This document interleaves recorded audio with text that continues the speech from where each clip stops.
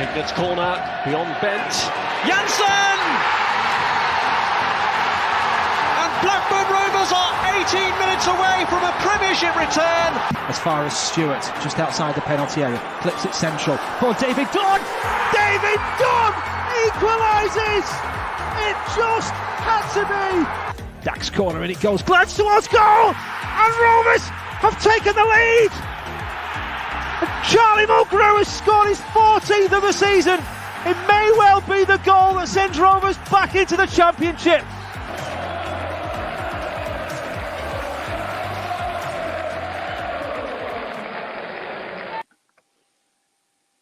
Good evening, Rovers fans, and welcome to our post-match live stream following Rovers' brilliant 2-0 victory this afternoon away at Birmingham City.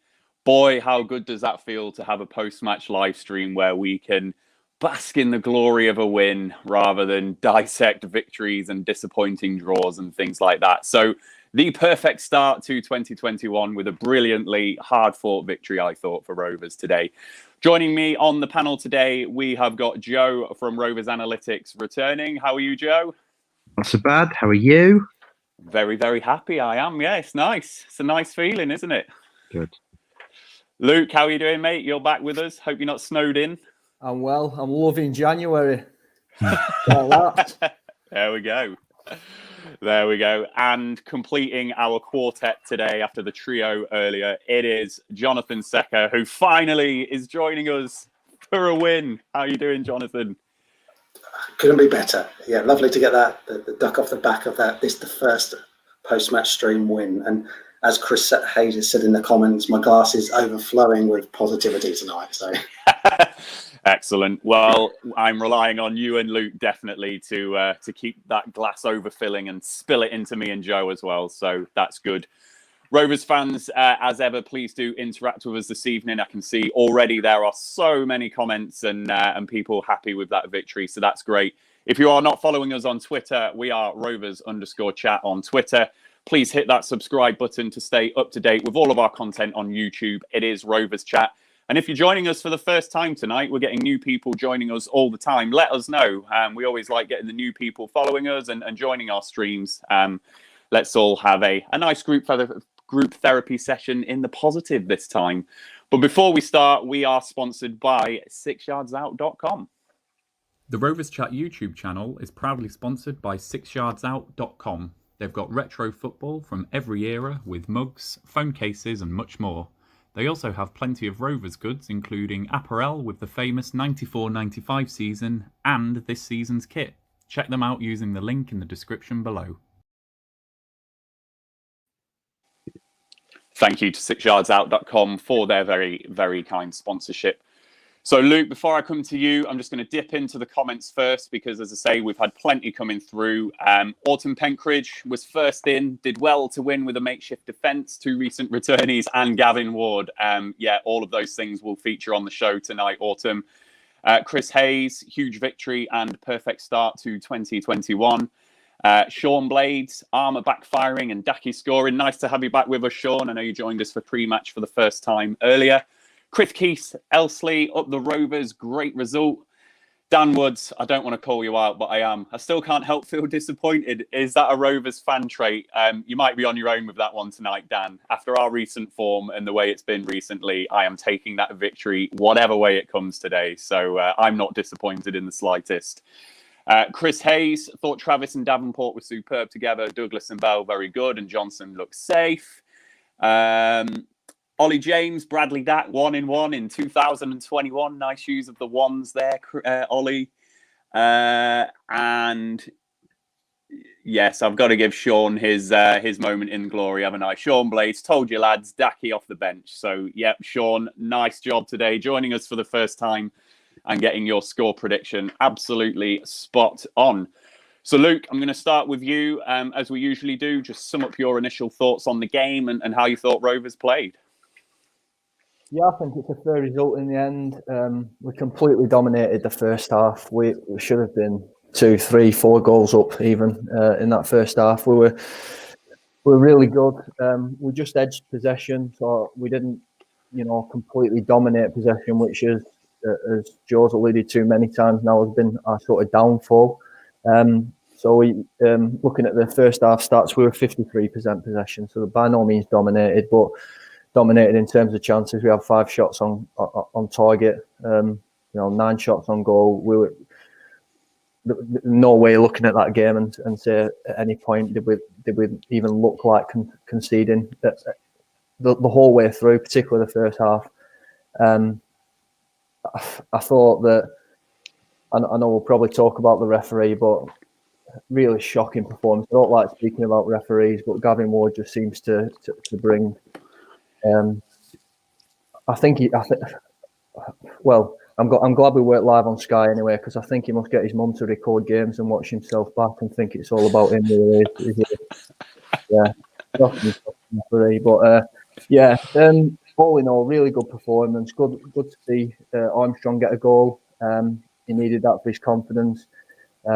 When he did score that goal, he was in a position that we want to see Armstrong in a little bit more. He played off the shoulder for most of that first half. Started getting frustrated a little bit in the second half and come a little bit deeper, but that's when he was getting the chances, playing off the last man. He found himself offside in the first couple of minutes, but I'd sooner that with Armstrong. I'd sooner him play really off that shoulder, and if he's going to get caught offside the odd time, that's fine, because the one time that he's not and he times it just right, he gets the goal. So fantastic. Did well, and I know we'll talk about it in a lot more detail, of course, but when we got into the second half, it happens in football. You don't get the rub of the green the whole way through the game. You can't completely dominate games, and I just thought we coped really well when they had a lot more. I won't say chances as such, but they just looked a little bit better in the second. By no means great, but looked a little bit better in the second half, and I think we coped really well. We didn't at any point look like conceding there, so I'm happy with that performance and I'm happy with the result. And Joe, before I come on to you, I do need to give FM Works his name in the spotlight as well, because yes, FM, you did also predict it right as well. So his comment of get in, predicted it right too. And El Scotty, love the little play on the name there. Bradley back, so that's nice. Well done, El Scotty. You get a little comment of the evening there as well. I can see in the comments there are some people disappointed with the result today. Possession perhaps being gifted to Birmingham in the second half, especially some of the long balls, some of the sloppiness, the wastefulness. I understand that, I really do. But if you're a side like Rovers that's 1 win in 7, if you're a side like Birmingham that's been thrashed the last couple of times at home and with their home form overall, they need a response. And I never thought we were going to go to St Andrews today and blitz them like we did against Coventry. So Joe, with that, are you sharing any of this disappointment that we're seeing in some of the comments, or are you happy with that result today? Sum up your thoughts for us.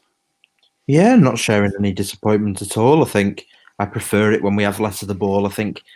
I know obviously he wants to play the ball, but I think we've got the perfect kind of personnel to play counter-attacking football. It suits Armstrong down to a T. I know that he's always offside, but if he wasn't, he could have had 4 today just running onto long balls over the top of their defence if the runs were timed slightly better.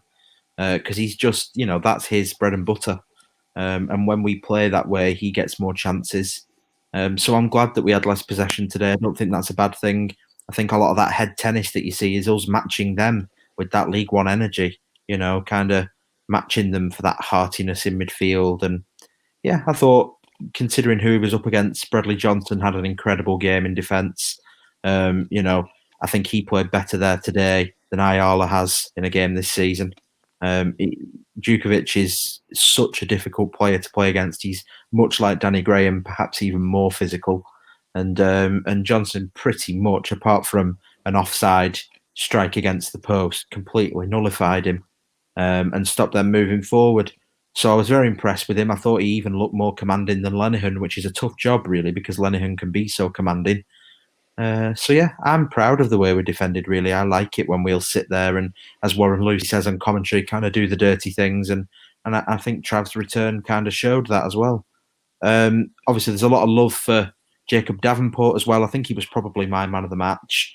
I don't think he was perfect. I think there's still a lot of issues with him on the ball. definitely gave away the ball a few times, but he's there to be a little terrier. And I think alongside Travis as a kind of winning the ball back duo, I think it works quite well. I don't know if it's something I'd start with every game. I think they're quite similar. We've talked about Tribal and Johnson and how them in the midfield together is quite similar. And I think some of that kind of staticness in midfield today probably came from having more defensive midfielders in the middle. So, Chris Hayes, Travanport is the future. I don't know. I don't know about that, because I think that kind of means you miss out on a little more creativity going forward. Certain games I think it'll suit, and certain games it won't, but it definitely worked today. Absolutely. And Jonathan, before I come on to you, just again to dip into the comments here, Alexander Haven, great win, but uncomfortable viewing at times. That's the Blackburn Rovers we know and love, isn't it, over the years? Fraser Kirky, love to see some grit today. Playoffs not gone yet. The quality we had on the bench wasn't fair. Gaz Israel, exactly the horrible type of win we needed. Resolute defending and 2 good counter-attacking goals. Dack back on the score sheet. Travis back hounding people in a clean sheet. And then Glenn Entwistle, if you'd offered me a scrappy 2-0 win with Dack back in the goals, Travis back picking up yellows, I'd bitten your arm off. Just the result and shot of life we needed. So, Jonathan, sum up your thoughts after watching that then. How do you feel after that game? Yeah, ultimately happy. It was, as the viewers have said, it was not the prettiest to watch, but as you said, Ryan, Birmingham were on the back of 2 hammerings at home. I thought they played a bit more open than I expected in the first half. I probably expected more tighter banks of 4, but then I think in one way the fact of the only slight disappointment I have today was we just didn't take more chances in that 20-minute spell in the first half. So I think going in at 1-0, that gave them a bit of a lift, which is why they probably pressed us a bit more, put us on the back foot. But if at the start of the day you said to me we'd have won 2-0, we'd have seen Travis back, we'd have seen Davenport come to the fore. I agree totally with what Joe said about how we shackled Jukovic, who on his day is one of the best hold-up strikers in the whole league. Dack scored first clean sheet in 9, which is absolutely massive. And I think also credit to Mowbray, and I saw someone made it in the comments about the subs he made today. Right subs at the right time to take the sting out of the game, and especially with Dolan, what he offered in those 7 to 10 minutes was a real good impact. Definitely. And just going into the comments further, we've got loads of viewers tonight, so thank you all for joining us. I just want to give you all your airtime as well. Sean Fox, no disappointment with the result. Performance was rough. Hopefully we clean it up before our next match. FM Works, credit to Tony Mowbray for proper substitutions. They've been very drastic over the last few months. Chris Hayes, can't see how anyone can be disappointed with that. I'd rather us have 40% possession and hit teams like that than 65% passing it sideways and backwards. And then Eugene Shee, we've seen us dominate games and get nothing. Today we saw us work hard for a win and a clean sheet. Hopefully we can build on this. Yeah, just to give my thoughts, these are the types of wins that actually please me the most when we go and do this side of things. I spoke on the post-match stream in the Huddersfield game when we had the likes of Campbell and the other people in that Huddersfield team really getting in our faces. That's the bit that I was disappointed to see. Today, I saw people stood up and be counted. You've got a left back playing at right back. You've got Bradley Johnson playing centre back. You've got Jacob Davenport coming in and making a real claim for midfield position of his own. Travis coming back from injury and putting in a Travis-like performance. Sam Gallagher, defensively doing a really good job for Rovers today, maybe not so attacking-wise. So I've seen us really put in a shift. And I never thought this was going to be a game that we were going to go and do another 4-0 like the Coventry game. Birmingham are an awkward side, usually, and especially for Rovers. We spoke about it on the pre-stream. We always find St Andrews a difficult place to go and go play against Birmingham. And I just always thought it'd be a tight game like that. I just wish that second goal had come just after half-time to save my heart rate. Because when 6 minutes of stoppage time went up, I was just like, my God, no, please no. After us getting a couple of winners ourselves in that 6 to 7 minute territory after 90 minutes, I was really fearing that equaliser. But we'll talk about the second goal for Rovers as we go into a bit more detail a bit later on. So, Joe, I'm going to come back to you then as we move on. We're going to pick out players who we felt played well today. You've already mentioned Jacob Davenport. So did you want to talk about Davenport's performance or someone else?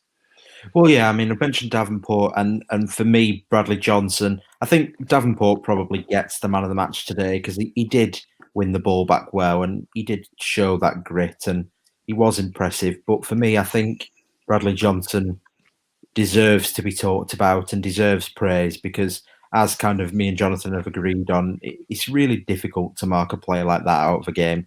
He's not even 6 foot tall, Bradley Johnson. So to be so physically dominant and to keep composed, and for us to keep a clean sheet with such a makeshift defence, it's very impressive. So yeah, Bradley Johnson, compared to the last time he had to play there, very impressive indeed.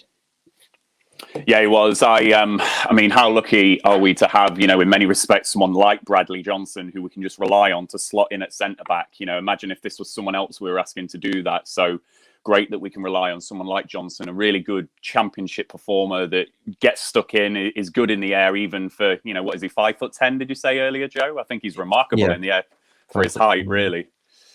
Jonathan, in our group chats and private chats, you definitely wanted to talk about Jacob Davenport, didn't you? So is he the one that stood out for you today? Yeah, definitely. I think for me, he was our man of the match. It was really good to see him given a start, of which I think they said was his first ever league start for us. He's had a couple of good cameo appearances this season. Preston being one off the top of my head, Brentford as well, where he's done really well. So I just thought it was the right sort of game for him, and as Joe's alluded to, and I agree that today Davenport and Travis were really good together, a really good partnership. In some ways, it reminded me of a flashback of the past of the day at Shrewsbury at home in the League One season, where we had Bennett and Smallwood in there, just two players that worked really hard to get the ball. First half, it worked better that they then had the forward outlets of Elliott, Barrett and Armstrong to play the ball to, which didn't obviously happen as much second half. But even so, he was just always seemed to be in the right place at the right time. There's a couple of last gasp tackles he made.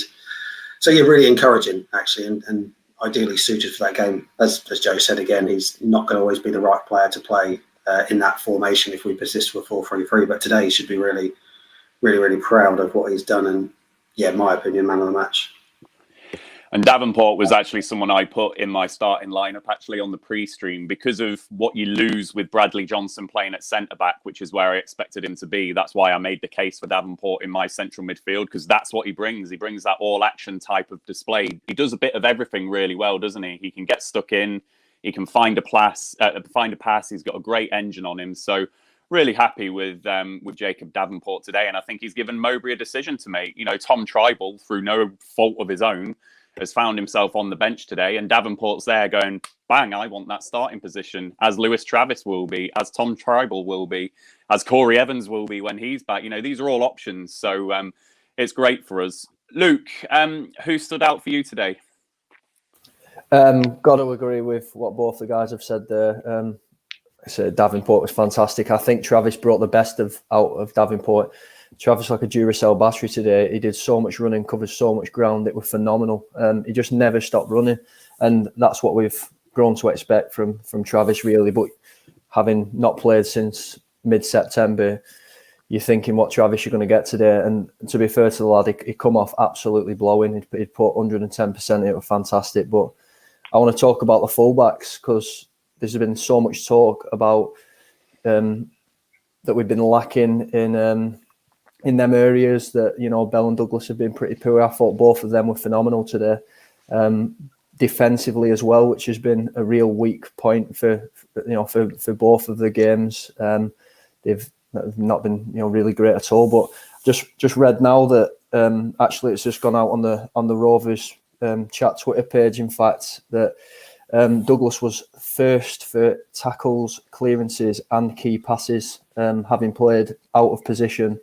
And having, we can all admit it, that we've all had the opinion of in recent games he's not been up to standard at all, and there's been talk of Bell coming in for him at left back, and today I think he was phenomenal. Even for that first goal, it was a exceptional interception that it inevitably broke straight to Elliott, and then bang, we were on the break, and the break worked perfectly, and we got a goal from it. So I thought he was really good. Cutting inside seemed to suit him, and it actually helped, I think, defensively in dealing quite well with Lecco in the second half. Of obviously coming in on his stronger side of his left foot, and I think he caught really well. I thought Douglas was fantastic, and it's a difficult one, that, really, because he's never going to be our first choice right back when the Ambi's back. but to have him slot in so comfortably gives us an option there, and I hope that he can replicate that and take it into his more comfortable left back position, and we've sort of found the balance there now. It'll be really good going forward. Absolutely, there's agreement in the comments about the fullbacks today. So T Mason 86, shout out to both Bell and Douglas, who performed well after recent issues. Leby 1989, Baz playing right back, played better than his left back position, which is there's a certain irony there. Ollie James, shout out to Barry Douglas at right back, his best game in a Rovers shirt. And yeah, he played, and Michael Pearson, Douglas and Bell were well disciplined today. So we've spoken certainly before the season started and when we got into the end of the summer transfer window, we spoke on this show about our youth academy and the age of our squad. But what you absolutely need to have in any good championship squad are experienced campaigners that you can rely on. And I think that Barry Douglas will be the first to admit that maybe his performances haven't been to the levels that he's done at Wolves and Leeds. But again, having an experienced championship performer that we can rely on today to go and do a job at right back for us, absolutely total respect to Barry Douglas today, because we could have taken a more easy option today and gone for Dan Pike, because that is his natural position and he's right-footed. That could potentially be the easier one. I think Barry Douglas today has done really well there. And Amari Bell as well. People will be the first to dig Amari Bell out when he doesn't play well. I think he's had a good, solid performance today. And Jonathan Lecco was a really tricky customer today across both wings. He was switching where he was. And both of them have handled Lecco really well. He showed those touches, but absolutely hats off to both of those. So Rovers fans, just a couple of things that I want to mention now. So the first is, for those of you that do keep subscribing to our channel, thanks ever so much for all of you that do keep doing that. Ethan B, I think you are the latest one to subscribe to our channel. So if you're not subscribed, please do. We're always pushing out the live content and the live streams, and we're really, wanting to push our subscribers up and connect with as many Rovers fans as we possibly can, especially when we can't go to the games. We want to get this audience as wide as we possibly can. The other thing that we're going to do now, though, I've said it on previous streams and we've not done it for a while, but we are able to bring you onto the show if you're ever interested in doing that. So if ever you want to come and join us on the panel and be a bit of a phone-in, you can do that if you send a direct message to the Rovers Chat Twitter page. So we've got FM Works, who is coming back for a repeat performance today, a repeat appearance on the show. So I'm going to bring him in just like magic. Here he is, Danny Lilly from FM Works. How are you doing, Danny? Yeah, very good, thank you. Yeah, very good. No worries. So what points are you wanting to raise today? What's your assessment on the game? Well, yeah, first of all, yeah, of course, amazing win. To win away, first of all, is always a good start. But I think we had 6 changes there. I think I put 7 in the comments, but 6 changes positionally today. And I just thought we actually played fantastic. I think most of you guys have mentioned Davenport, absolutely fantastic, without a doubt. But I actually think my man of the match today was Douglas. I really do think it was Douglas. To ask for him to be going in a position that he's not familiar with, and also the last 5 or 6 games, 7 games maybe, he's not played nowhere near the ability that we believe he can play, and why we brought him in. I thought he was actually the man of the match. Well, my man of the match anyway. Davenport played fantastic. I think Travis coming in was. He looked a bit leggy. I think just before our goal, actually, there was actually a chance where they could have scored from him not kind of been on the back of his heels, basically. But I thought he played well. He did as well as he could, basically, from coming back from obviously where he's been. So, great win, absolutely fantastic. But I think Douglas needs a praise today. I think he made a lot of tackles today, a lot of important tackles as well. Not important off the eye, but actually could have turned into a better opportunity for Birmingham. So, that's just my thought, really. I thought I'd come on and just join you guys as well, really. So. What do you think it was about Douglas today? Do you think it was because he's having to play at right back? He's literally having to strip his game back to basics, and it's defend first, be solid first, rather than thinking about maybe getting forward or whatever. Do you think that's helped him today? Yeah, of course. I think that because I also mentioned it as well on iFollow on other sources as well. They were saying that Travis was at centre back today, and obviously we all know that was not going to be the case. But like Johnson had to be no nonsense today, and Johnson played really well, and that's what the mentality probably had. Tony Moore probably said, "Listen, we're struggling at the back, which we all know we're struggling at the back. Just do the job there, be no nonsense, get rid of it." And I think his stats will. I've not seen his stats, but his stats will probably tally up to be pretty good overall. So Douglas today was a bit of an highlight for myself, to be honest. And I don't really highlight defenders, and I have to because of the situation we're in at the minute. No, I think you do. And I think this part of the season, and especially a season like this when the games are thick and fast, this is where you need to rely on the likes of Douglas and Johnson. And it's a shame we can't be relying on Ayala at the moment. These are the people that really drag you through when the chips are down. And yeah, Johnson and Douglas absolutely rightfully take the plaudits today. So I've got no arguments with you highlighting Barry Douglas there. So Rovers fans in the comments, do you agree with Danny? Do you agree with his assessment of as Barry Douglas as man of the match? Let us know in the comments. But Danny, thanks for joining us. You've shown everyone how it's done. So I'm very happy with Tony Mowbray as well. Very happy with Tony Mowbray today, actually. To be fair, I'm not a Mowbray out guy anyway. I've never have been, and he will get it right. I think. Listen, no one else is going to come in that's going to be any better than him at the minute anyway, I believe. So. We've just got to stick with him. He's got to get all his players back, which he is getting back now. We'll just give him a chance. Give him a chance. Listen, are we going to make top six? If we do, we've got the players to do it. But I think we need another season to gel it all together. And of course, we're probably going to lose Harvey Elliott, but we've just got another season to gel it all together. Maybe get a couple more additions in there, and I think we're a top six side next year. Next season, sorry, I believe so. Absolutely. I think patience is a big thing at the moment. You know, I would be just maintaining the stability in a very uncertain world at the moment. You know, that is my view. But again, I understand why people are thinking the way they are at the moment. And I'm never going to shoot anyone down for saying it because the results and the stats aren't lying at the moment. So there we go.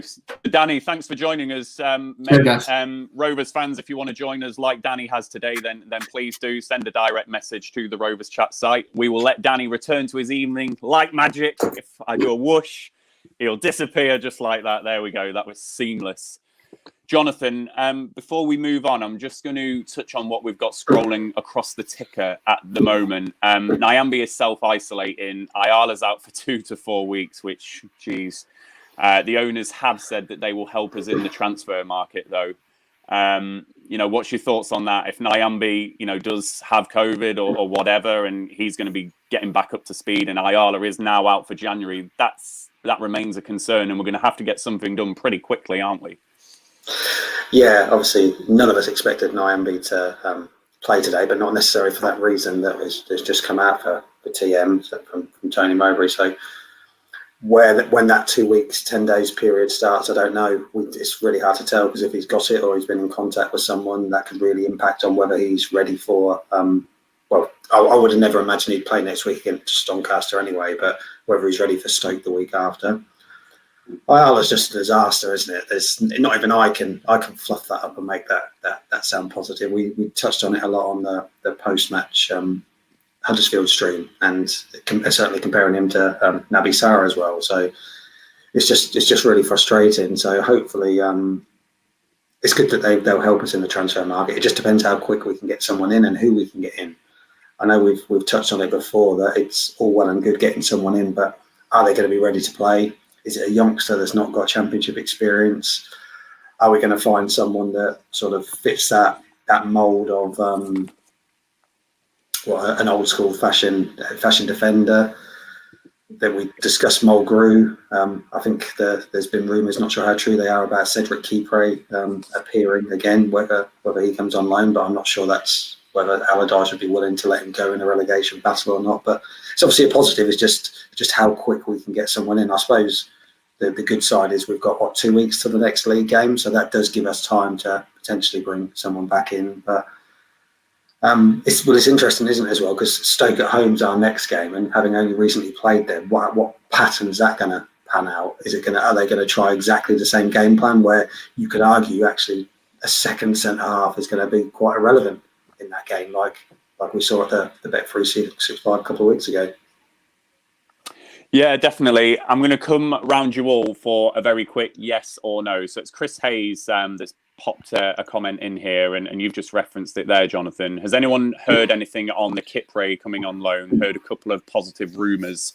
I think we asked this question maybe about 5 or 6 weeks ago. It might have been slightly shorter time frame. So a quick yes or no. I'm going to start with you, Luke.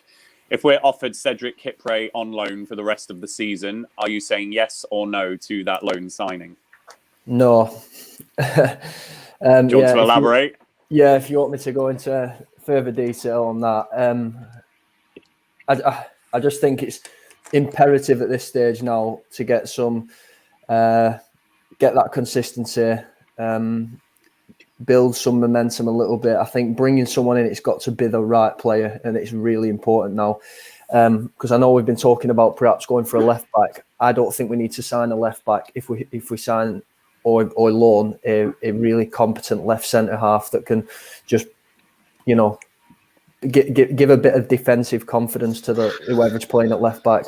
So I think that's more important. And I just don't feel Kipre's the right person to come in, having turned us down in the summer. Yes, obviously money talks, but I want someone that wants to play for Blackburn Rovers Football Club and not someone that comes as a second thought, personally. Cool. Well, there's certainly people in agreement with you there, Luke. So Michael Pearson, Kipre, not for me. And Lee B, it was you that mentioned it on the stream. I knew we'd had this discussion at some point, and you must have raised that as a comment.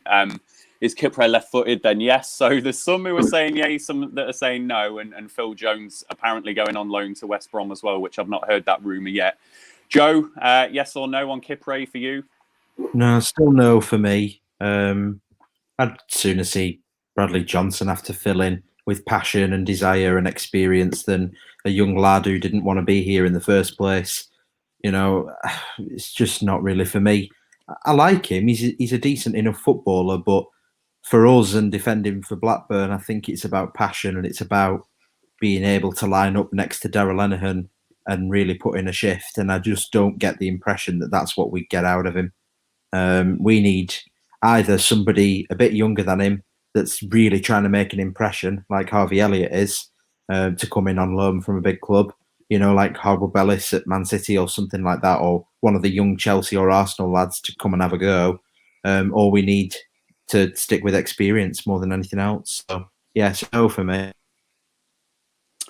Again, I think the comments are all divided. So, stand and stare. Luke is correct. Kipre rejected us. Better a willing horse. Chris Hayes. Originally, I was a no, but I'm 100% a yes now. Then Iqbal Dudwala. He is quality. And then I think that Leap Year Man makes a really good point here, though, Jonathan. So I'm wondering if this is going to influence your yes or no. Would imagine that the help from the owners will be wages for a loan. Can't see us signing a permanent centre-back. So is it a yes or no for you on Kipre if it is going to be a loan signing from a Premier League club? I'm more yes than Joe and Luke. I think my preference would still be as Joe said, a Premier League youngster who could make a difference, make a stamp, like we've seen with Tosin last year. We saw Ben White at Leeds as well. I think the thing with the Kipre thing for me is that I think it does come a lot down to whether he is actually, and I don't know this, so someone might be able to comment, whether he is left-footed or not, because I just don't think we've had that balance well enough all season. I'd be quite also interested to flip the question back to Joe as well, to see what he thinks, because from watching his stuff he did on the BRFC podcast about the box formation, I actually felt from that formation, Tyler McGraw would suit that quite well with his pace. Whether that's a formation or a system that we fully play, but yeah, I think for Kipre, I'm probably more yes than no. And I think Lee B has made a really interesting point here.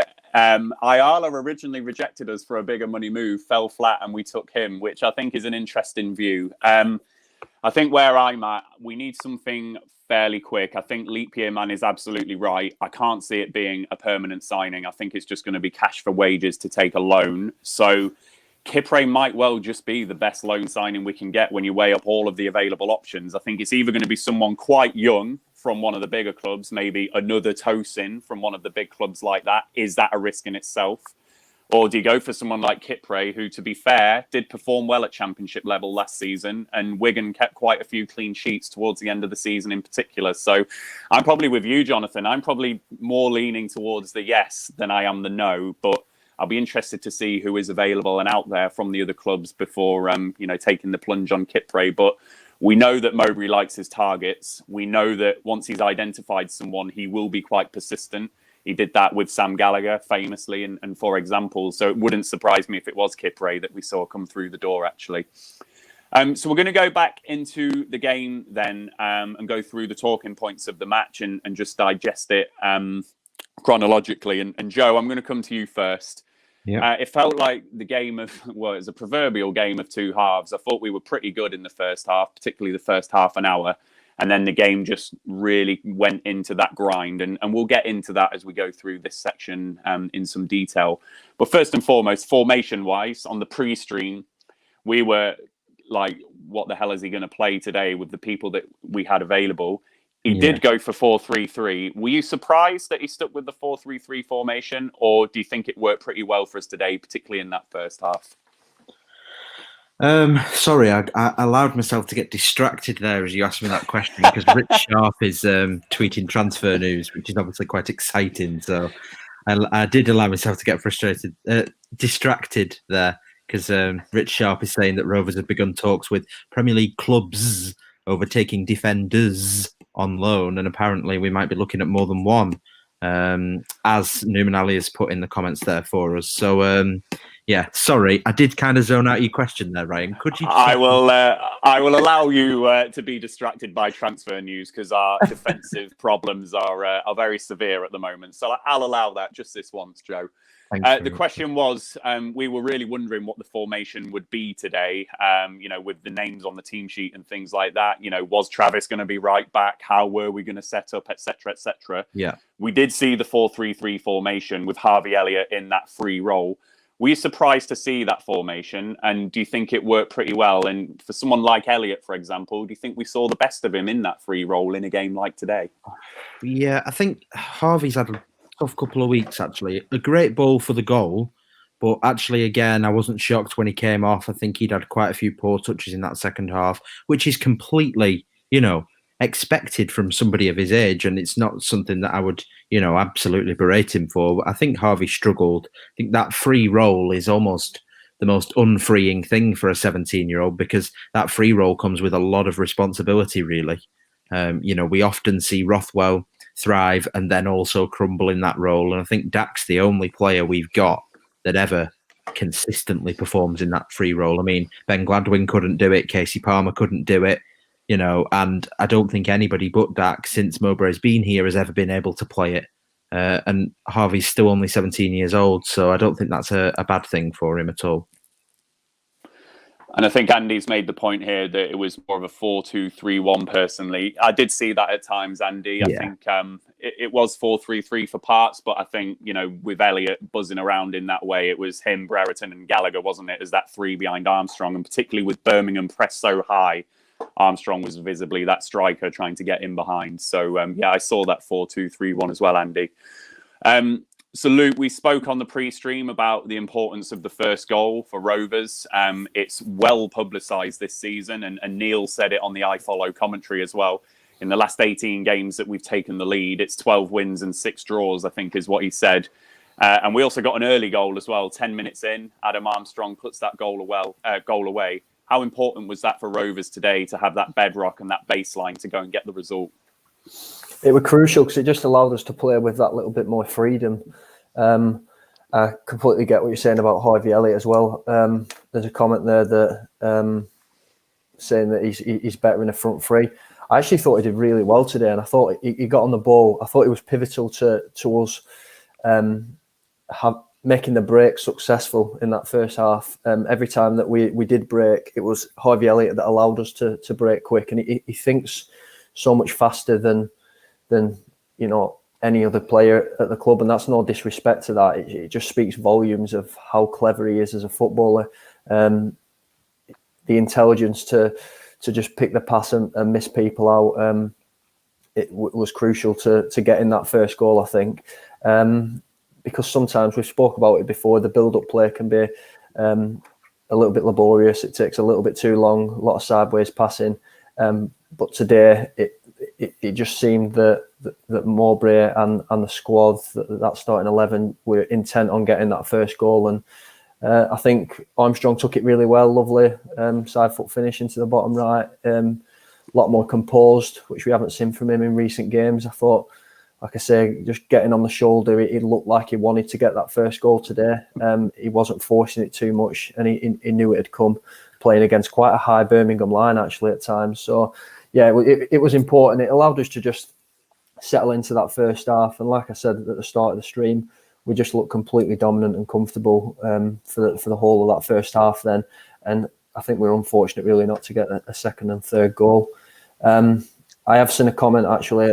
I just going off the beaten track now, but Mowbray said that another player might possibly be self-isolating. I just wonder whether that's Lewis Holtby, the fact that we didn't see him at all today with no news about him. So, I mean, we've got a couple of weeks now before our next league game, so I don't see it as a huge concern, but just interesting to see that comment actually. That is interesting, because I thought Holtby had COVID already, actually. So Blackburn might be providing some science into COVID-19 if Holtby's got it twice. So we'll see who the one is self-isolating, Joe. Just a comment, just because we were talking about Harvey Elliott there, Ryan Lambert's made the point, based on Harvey's success with us, I wouldn't be surprised to see a Liverpool defender incoming. And then Leap Year Man obviously making the point that Liverpool's defensive issues at the moment do make that difficult. I think, yeah, if Liverpool didn't have those injuries, it wouldn't surprise me if Nat Phillips was the one who came through the door, because we were linked with him. However, I think the sentiment is absolutely correct, though, from Ryan.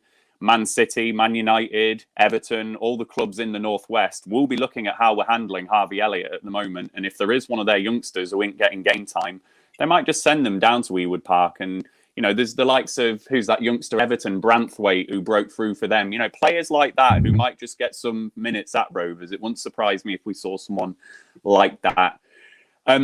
Jonathan, this game today in the pre-stream, it was a game that always made me nervous because of our record. And as that first half wore on, I started to get all of the old emotions that I had during that Coventry game, where we did really well in the first half against Coventry, but all we had to show at halftime was a 1-0 lead in that game as well. And actually, in the first half of this game, we had that first half an hour where I thought we were really good and Armstrong looked full of confidence and we were looking really nice and fluid. But then Birmingham just started to show us, that they were in this game, and they were showing us why they were dangerous. And we were probably happy for halftime when it came, weren't we? How were you feeling at halftime? Were you anxious that Birmingham might come out and respond and turn what was a good first half performance into something less positive? I was glad when the halftime whistle had went, because I'd gone from sort of feelings of like I'm really happy how we were playing, we're creating chances, to a little bit of frustration that one, we didn't take a second chance, two, frustration that the referee was missing some key decisions. I said before we went live that I felt that once that tackle on Berriton went uncarded, etc., in a weird way it gave Birmingham a lift, and then 2 minutes later they're having that shot at goal that Kaminsky's parried, that Jukovic then missed the rebound even though he was offside, and they did just start to get a foothold in the game. So I was glad for half time.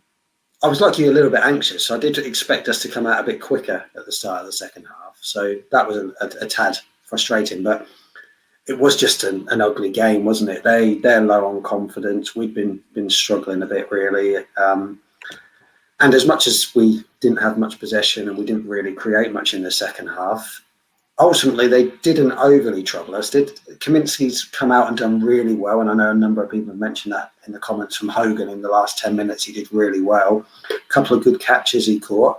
I can't particularly remember any saves that he had to make, so I did think we defended really well. But equally, when he's then gone down after making that save and they're adding on the injury time, he's booked Armstrong for kicking it away, Douglas for time wasting, you just have that nervousness that they're going to put up a long amount of injury time, and obviously 6 minutes they did. But how we handled that, and to sort of push on and get the second goal, which will go down for a big moment for Bradley Dack and a superb finish, how he managed to bend the ball around the defender and use him as his decoy.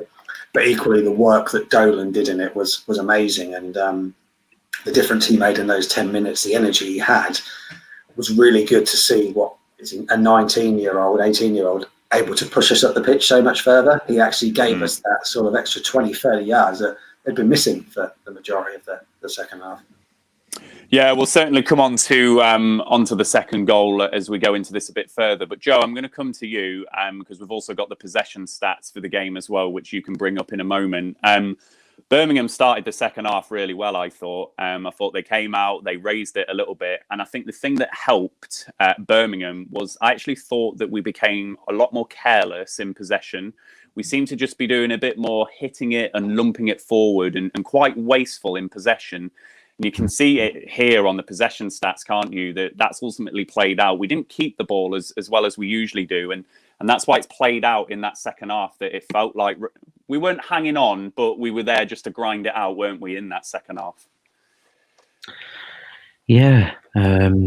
Interesting one. I mean, it's rare that we have less possession than the other team. And I do think that some of it was kind of purposeful. I think we did go longer today. And try and force them back because they didn't really want that possession. Karanka and his teams and Birmingham this season, they don't want 55% of the ball. They want you to have more of the ball and they want to hit you on the break and get a goal and defend it. So us taking the lead kind of hammers their game plan straight away. Stronger teams with stronger defences, a bit more organisation, managed to get in at 0-0 at half time and then nick one in the second half and we walk away with nothing. But unfortunately for Birmingham, they just didn't have that belly. And that's why the game suited us. And luckily for us, I think there's a few teams coming up that we'll play where if we get that first goal, it's pretty much game over. Obviously, ignoring the cup game, there's obviously a few teams obviously we've got Stoke coming up again who've only played recently. If we get the first goal against a team like Stoke, I think we'll win the game. And it's the same here. Yeah, and I think, I can understand why some people are disappointed with the performance today, because I think absolutely, if we're coming up against a better side today, if we're lumping the ball and being wasteful with the ball in that manner, if you're coming up against a Norwich City or a Swansea City who are going to use that ball better, it's a dangerous tactic, isn't it? So, we've got away with it a little bit today. It's not been the perfect performance, but I maintain what I said at the start of this stream. I'm taking that type of victory all day long. And I think all 11 players on the pitch have put a shift in. The subs have come on, which we'll come on to in a moment, and made an impact. It's just the type of win that we need after the form we've been in and the difficult winter period that we've had. So, Luke, the game's 1-0. And it's looking like a bit of a grind, and you're thinking, oh, is it going to go, are they going to get the equaliser, etc. Again, we spoke pre-stream about substitutes, and we've spoken about having a plan B and things like that. We didn't necessarily see a plan B and a change in approach today, but I think you can make the point, particularly for Dolan and Dack. They've definitely come on and made an impact. And Joe Rothwell and Tom Tribal have come in. We've been able to bring on some quality today, haven't we, and see us get over that line. Yeah, absolutely. Obviously, on the 64th minute, we saw the introduction of Rothwell and Dack. I thought that, we spoke about it in the group chat, actually, so I will bring it up. That we noticed that Dack wasn't himself. He absolutely wasn't. I think if you compare him and Travis covered so much ground and almost looked terrier-like in his approach. He wasn't afraid of going into any tackles or maybe bringing 50-50s on himself, whereas Dack looked a little bit more reserved. I think when he got the ball, used the ball wisely, I'd say. He used his intelligent side and maybe made the one where he found himself quite deep and made a lovely pass upfield that Gallagher should have done a little bit better, perhaps. Things like that with Dack, whereas and Rothwell as well, bringing someone like that off the bench, but I just didn't think Rothwell could get into the game as such. I think at the time when they both came on was a very difficult period where we were sitting back and we weren't, utilising the break so much, and we were a bit wasteful in possession. I thought they were just getting missed out a little bit. They didn't see as much of the ball as they would have wanted, but yeah, Dack brings exactly what you would hope. Not the same Dack that we saw pre-injury, but I think that'll come. He's not chasing every single ball, which he used to do, and really hungry to get on the ball. He's more tactful, waiting for the right opportunity, and when he does get on the ball, just picks the right pass, intelligent, gets in the right positions. So ultimately, I think it was good to have quality coming off the bench, and that shone through in the end, because in the end, obviously, we've got a player like Dack that finds himself in a position and makes a really cracking finish. So our substitution served as well, and especially the Dolan substitution, phenomenal. Ran himself into the ground for 8 to 10 minutes. Really finding himself unfortunate not to start games now, because he brings that much to this team, gives us an extra dimension. You know that when you're going to, even if you need to lump the ball upfield, he's got the pace to deal with it. Likes to run at players, not scared of running. Late on he was running quite direct, and then makes an intelligent, even for a young lad, it's the intelligent decision to turn back, find a nice pass, and does the simple things quite well. And he's starting to get a little bit more end product, which is good to see for a lad of his age. He's only going to get better. So we've got real quality coming off the bench. It's really, really positive today. And like I say, on the post stream, we had that on the bench to bring on, and we did it quite well. Mowbray got the substitutions bang on today. Yeah, we did. Rovers fans, let us know what you think about what Luke said there about Dolan starting games. The front three has been fairly locked in all season with Elliott, Armstrong and Brereton, but that's another game that Dolan's come on and impacted. We've got Bradley Dack coming back as well, Joe Rothwell, who's obviously making some waves in the central midfield area as well. Should Tyrese Dolan be starting games? Jonathan, I'm going to come to you in a moment because this links the two things together quite nicely. So Joe did have something running on the ticker earlier. Mowbray, I think my analyst told us we had only 2 shots in the second half, which was not like us. I think we had to be better on the ball. I did make the point in our group chat, didn't I, that Bradley Dack, it just felt like we're going to have to be patient with him to see him firing on all cylinders. I think when he did have some touches of the ball, they were nice. He'd had a few little flicks and tricks. As Luke said, he had the ball over the top. But I think it was a game where he looked tired and it was a hard game for him to come in and grind out. But Dolan comes on with that last sentence there that Mowbray said, I think we had to be better on the ball. I thought it was absolutely outstanding play from Tyrese Dolan when he got that ball and just drove at Birmingham, got us down that end of the pitch. And then the ball breaks for Bradley Dack. And what a finish there. Two personally brilliant things for both Dolan and Dack there. Yeah, absolutely. And at a time where we needed it the most, as we said, like with the 6 minutes going up. And it probably was the sort of 1 or 2 moments of quality that we had in the second half. And Mowbray's he's spot on with his comments there. Somewhat surprised I was that based on that, he didn't bring Stuart Downing on to try and get a bit more of a foothold in the game. But the substitution of Dolan really was a good one, especially when you consider he's taken off our top goal scorer and putting on a young lad that's probably never played much up top on his own, which he did. But yeah, he was really lively, got on the ball, really sort of troubled the defence, and as we said, gave us an extra 20, 30 yards up the pitch. And like Luke says, I personally feel he deserves more chance, more of the time now. He was obviously amazing at the start of the season, and it was always inevitable that he was going to have a dip. It happens with youngsters all the time. We've seen it to or fro with Harvey Elliott at times. But the fact how he's continued to knock on the door and still keep coming on making a difference is great. And hopefully, if the Doncaster game does go ahead next week, obviously we don't know what it's going to be like, seeing that they've had their last 2 or 3 games called off, that he can get a bit more game time, because after that, as we go into another busy schedule in January, I just noted that 3 of our next 4 league games are at home. So we need to have that sort of flexibility where we can attack teams, push them back a bit more, and he could be key to how well we do. He will. And Joe, I'm going to come for you just to talk about Bradley Dack. So, this is a guy that has been out for a calendar year. It's a guy that comes on in the game today. Not had too many touches, not had too many chances to affect the game. And as I say, I actually thought he looked pretty leggy, particularly when you compared him to Dolan coming on and running around, and how Travis has performed today as well.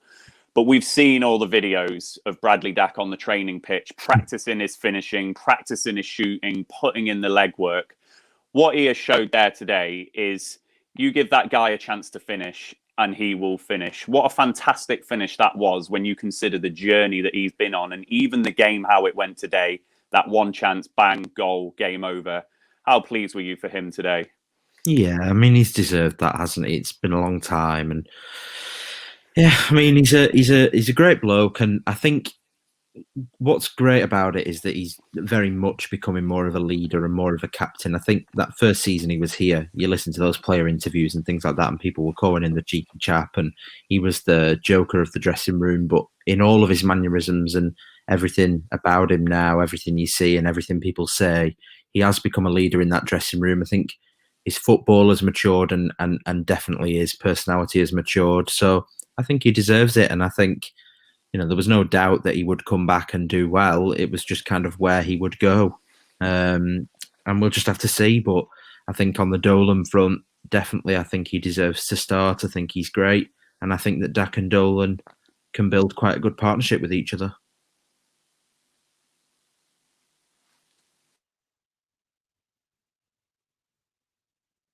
Hello? Have we lost Ryan? Have we lost Ryan there? I think we might have done. Oh. Okie dokie. We might have lost Ryan there. Am I the only one who can't hear Ryan? No, he's gone for me.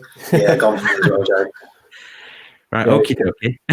his connection's gone there, so we can let's mix it up a bit.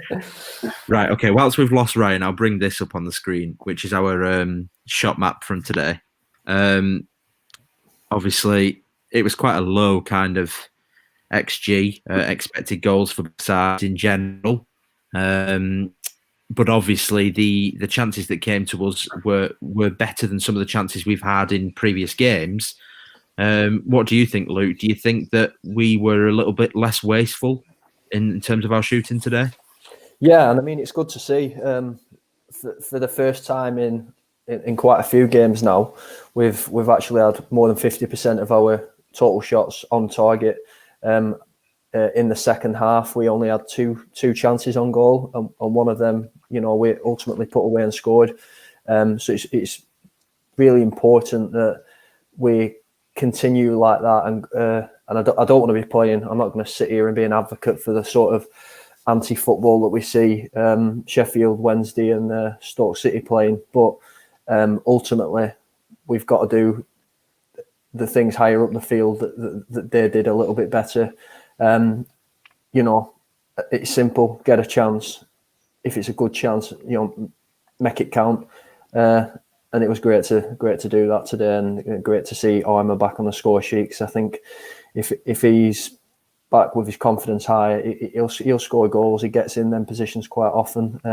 What I don't want to see Armstrong doing is exactly what your XG proves. I don't want him lashing at shots from in and around the boxing areas that he's not necessarily going to convert. Whereas Armstrong's that little fox in the box. He's got the bit of a Defoe about him, where he's quick. He's a handful, and he'll get in behind, play off the shoulder, and get your goals. So ultimately, let's start converting chances and making use of chances, hitting the target.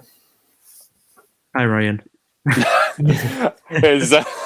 It's quite funny seeing all the comments, just like awkward silence. He's holding a serious battered. listening face. Ryan doing the polls game. My apologies for my connection completely dropping out then. It was nothing that anyone said or anything like that. And thanks for holding the reins there, Joe.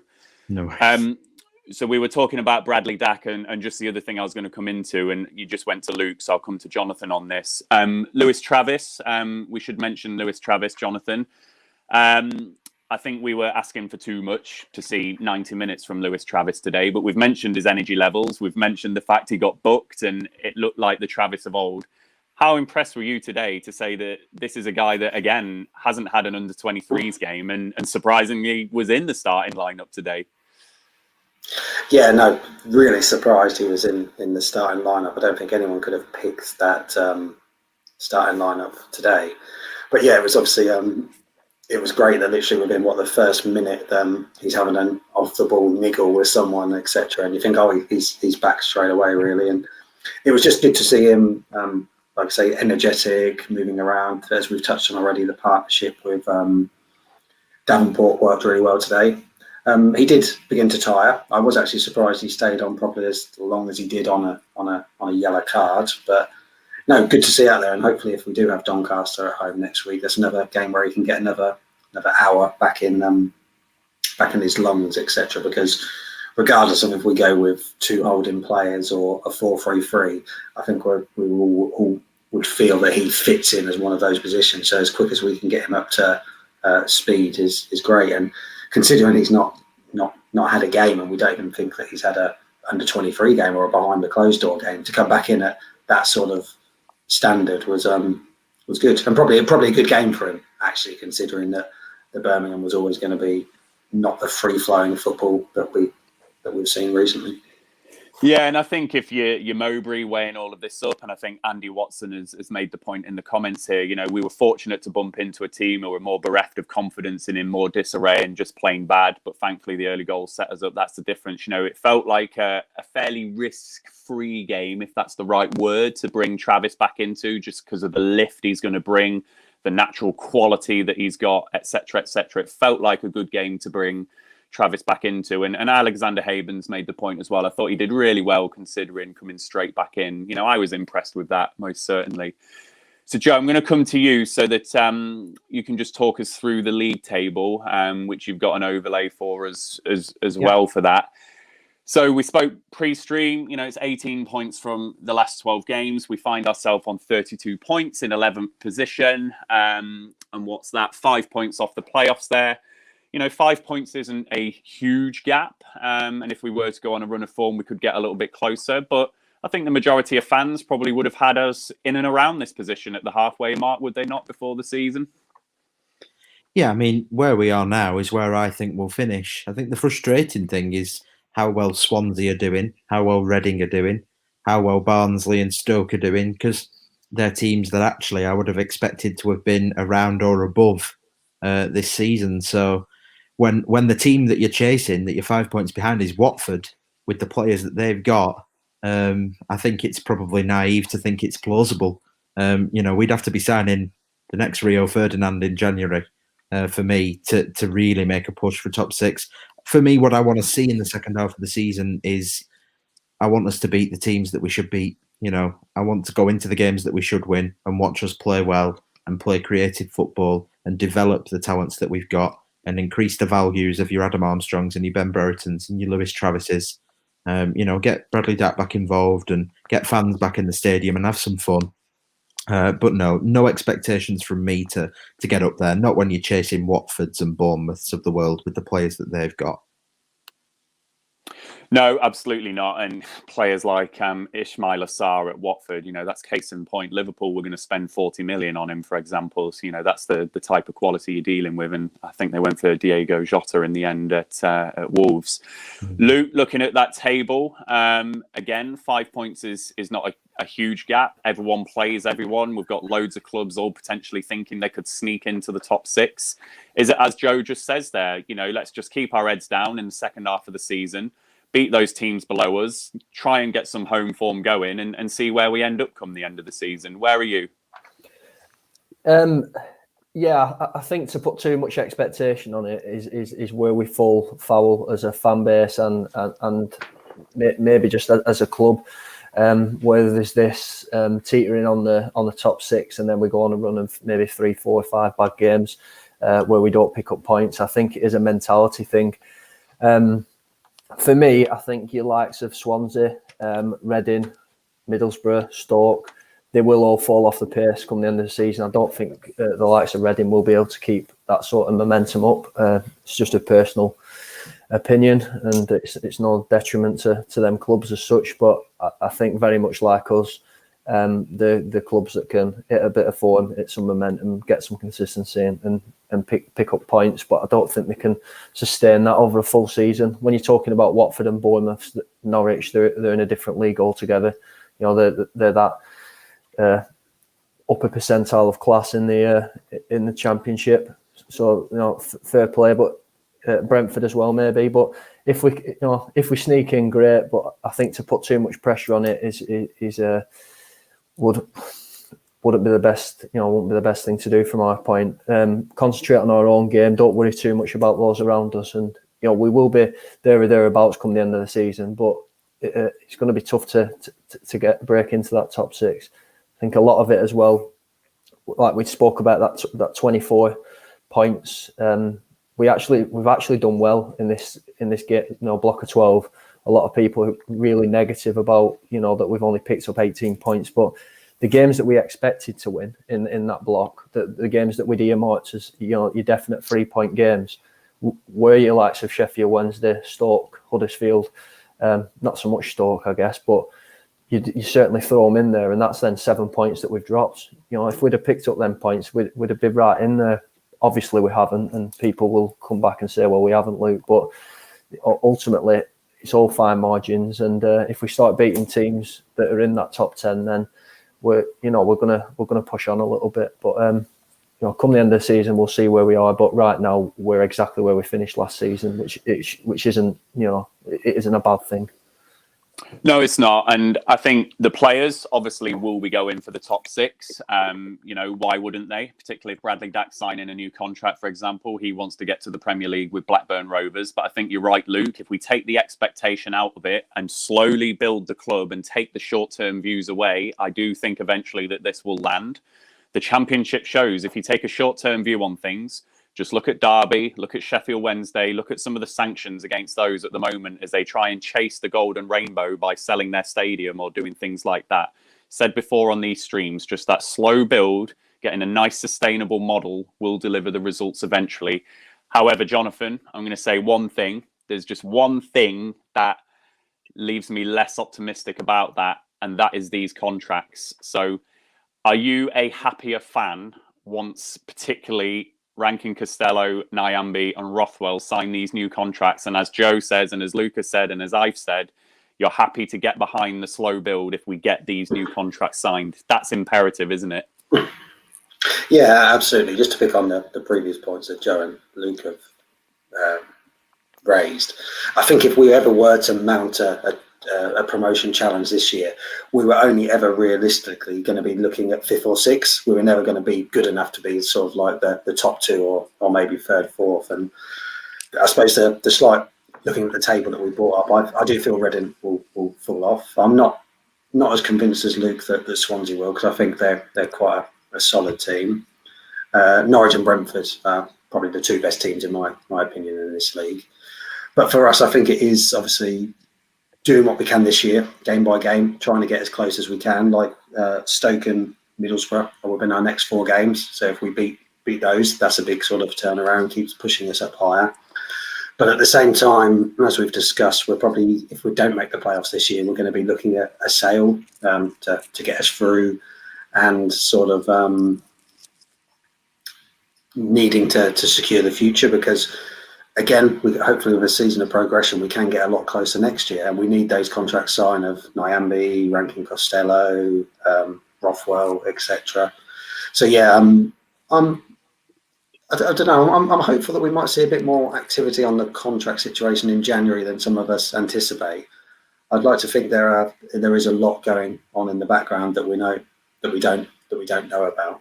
But equally, at the same time, it is quite worrying that we do head into sort of now that they can start talking to other clubs' territory. It sounds like the owners are going to back us, though, Jonathan. Picking up on what you said, which is really good. Credit to the Venkies in that respect. That's absolutely, the positive. Absolutely. Yeah, that's the positive I've taken from today. That little nugget that Mowbray has solicited there, that the owners are doing that. Absolutely. Here we go. He's got his glass out. Look, I'm only doing what the viewers are asking. Chris needs to be looked after. He's asked me to oblige, and I have. So thanks, Chris.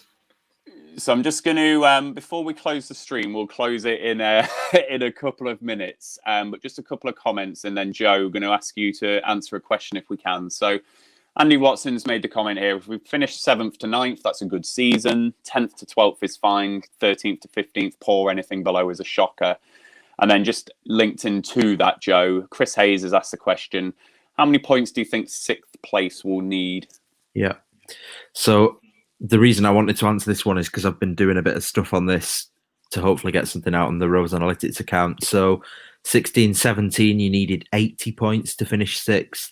17-18, you needed 75. 18-19, you needed 74. Last year was really low, so Swansea finished sixth with 70 points. And then so far this season, obviously, Watford at a halfway stage, currently on 37, which obviously doubled. You're looking at about 74. So I think probably around 74, 75 points, which is obviously quite a fair way past where we've managed to get to. I mean, how many points did we get last year, for example? So we got 63. So we're looking at another maybe 12 points on what we got last year. And I just don't know if we're currently 12 points better than the team that we had last season. So yeah, I think 74, 75. What do you guys think? 74 is always the number I've had in my head, and those stats are quite interesting with what you said, because I do think the cliche is absolutely correct with the Championship. It does get more competitive year on year, so I'm not surprised that that points total has come down for what you need for sixth, because you have got the likes of your Barnsleys who are making genuine playoff pushes. Even teams like Preston, who have got a really tight-knit and low budget squad, are punching above into the top six as well. So that figure, it might be around 70 again with how competitive it is, you know, outside the top six as well. Yeah, I think 70. Actually, I think it will be due to the competitiveness, but also the bizarre situation we're in as well. And as much as the season's been relentless already, with all these COVID call-offs that are happening at the moment, other teams are going to have, like, towards the end of the season where they've got to still be playing 3-game weeks, and we might only actually have midweeks off, which might benefit us from being a bit fresher. Yeah, I think that's a great point that you met there, Jonathan. It's already a relentless season. It's going to be really, really tough and really compact because obviously there's no extending the season this time. There's a very definite cut-off date given the Euros, so we've just got to get games in. I know they're talking about maybe a 2-week break. It absolutely can't happen, I don't think, just given the timescale that we've got to get everything in. So it's going to be a tough one. There's going to be some freak results along the way for sure. I think that UEFA will end up stepping in on any kind of break in English football, because they will be panicking about Euro 2021 as it is now. It's been cancelled once, and they are going to want things finishing. And I think if there is any kind of season delay, then unfortunately teams are going to probably have 3 games in a week pretty regularly. Could even go to 4 games in a week just to get Euro 2021 done, because UEFA will just come down hard on that one, I think. And I don't think they'll have any sympathy for English football with the politics going on at the moment and how this country may or may not have handled the COVID crisis as well. So I think it is going to be a long slog in the second half of the season, most certainly. Andy Watson has made a really valid point here. We're on -4 on corresponding fixtures to last season as well. So there's a massive swing that we're going to have to manage in the second half of the season as well. So probably feels like the majority of pre-season predictions, I think that we might just fall short of the playoffs. But we'll see. You know, if we do go on a run of form and with some of these variables, like Swansea did last season, we might just sneak in, and it'll be a nice surprise if we do. But if we can just manage that expectation level, then that's absolutely great. So I think we will call it a day there. I don't know how we got to an hour and 15. That has absolutely flown by. It's probably because we've won and we're all happy and jolly, and Jonathan's got his glass half full out. So yeah, we will call it a day there. So thanks ever so much for everyone for joining us and interacting with us this evening. Good to see all the familiar faces as we usually do. Good to see the new faces. If you're not subscribed to our channel, please do hit the subscribe button on our YouTube channel. That is Rovers Chat. Got loads of content that we're pushing out every week and indeed every day at times. So we're always grateful for the subscriptions that we do get. If you're not following us on Twitter, we are rovers_chat on Twitter. And of course, please do check out our sponsor, 6yardsout.com, which we will finish the stream with in a moment. So, Luke, thanks for joining us twice today. You've put in a shift today, just like Barry Douglas. I'm very proud of you. Yeah, it's been a pleasure. Been a real pleasure. And oh, what fun it is to see the Rovers win away. Jingle bells, but just a little bit late this year, isn't it? So That's it. And Joe, I'm going to call you my Amari Bell on the other side. You've also put a shift in at left back. How you doing after that? Oh God, I don't know how I feel about being the Amari Bell of the group. Yeah, all right, I'll take it. Thank You you. can be Jacob Davenport instead then. Oh, great. Well, you can choose Amari Bell or Jacob Davenport. Brilliant. And then, as Jonathan has only done one half of our streams today, you've got a choice. You can be Dack or Dolan. Who do you want to be? Oh, that's the toughest decision I've had to make today. I'll go Dack. Just because he's back and he's scored. Have a bit more glory. And he's got a cracking beard. Hey. There we go. Thanks ever so much to everyone for joining us. We will leave you with our sponsor message from 6yardsout.com. Enjoy the rest of your evening, and we will see you soon. Goodbye. The Rovers Chat YouTube channel is proudly sponsored by 6yardsout.com. They've got retro football from every era with mugs, phone cases and much more. They also have plenty of Rovers goods, including apparel with the famous 94-95 season and this season's kit. Check them out using the link in the description below.